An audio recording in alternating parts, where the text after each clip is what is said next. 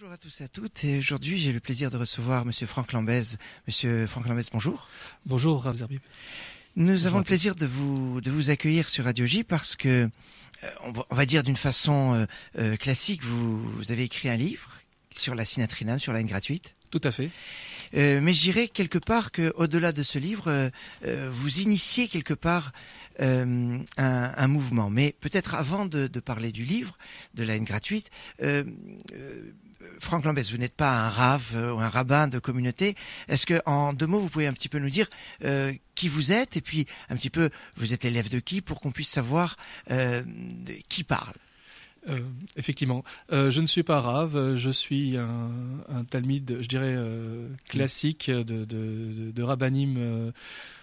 J'ai fait un parcours tout à fait, je dirais classique de tchouva, enfin, depuis Garges, Sarcelles, puis Nice avec mon Rav Gronstein, et puis sur Paris avec Rav Ramou. Rav Guggenheim, et donc j'étudie, je suis un mathématicien de formation, et j'étudie en parallèle. Alors vous avez écrit un livre sur la Sinatrinam, la haine gratuite. Qu'est-ce qui vous a poussé à écrire un livre et quels sont les éléments que vous avez utilisés pour écrire ce livre sur la haine gratuite? Alors, en fait, le problème, c'est que ce sujet-là me tracasse depuis presque 30 ans. C'est le sujet qui nous reste à résoudre pour avoir la délivrance, puisque le temple, le second temple, a été détruit à cause de la haine gratuite entre les Juifs, et que tous les commentateurs viennent nous apprendre que on ne peut avoir la délivrance que à travers le travail, le combat contre la Sinatrinam, contre la haine gratuite. Alors, c'est quelque chose qui me tracassait, donc, parce que on ne trouve pas d'informations sur ce combat. On trouve plein d'informations pour dire la gravité de cette faute, qu'elle est plus grave que le meurtre, l'idolâtrie, l'adultère. Là, à ce moment-là, on a plein d'informations que c'est une faute gravissime, etc., qu'elle casse le peuple juif. Mais sur le combat lui-même, on n'avait pas d'informations, et j'étais bien normal de trouver cette chose-là. Et puis cette motivation de dire c'est la faute ultime à combattre pour avoir la délivrance, la rédemption, c'était très motivant. Donc si je comprends bien, votre livre, c'est un petit peu, pas seulement sur la prise de conscience de la gravité de la Sinatrinam, mais un travail comment déjà la déceler et comment la combattre. Absolument. Absolument. C'était le fond l'idée que j'ai presque cherché pendant une vingtaine d'années, c'est un exemple. Un exemple pour pouvoir m'aider à comprendre, pour pouvoir démêler les chevaux, pour pouvoir comprendre comment ça fonctionne, quel était le principe et comment ça fonctionnait. Alors quel était cet élément qui Cet élément, c'était d'une simplicité presque banale, c'est le principe du racisme. Alors le racisme, c'est je n'aime pas un groupe d'individus. Et je l'aime pas. Voilà. C'est comme ça, pour une raison ou pour une autre, je n'aime pas ce groupe d'individus.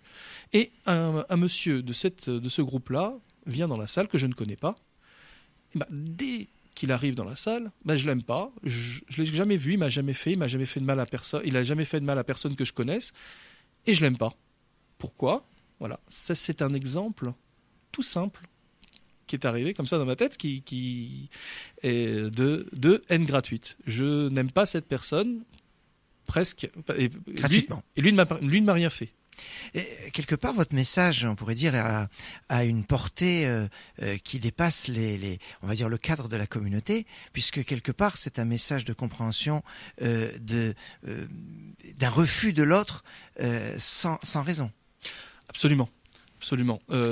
Certes, le travail à faire, il est intracommunautaire, mais effectivement, c'est quelque chose qui est vraiment un message universel de reconnaissance de l'autre, d'amour de l'autre, d'une manière générale.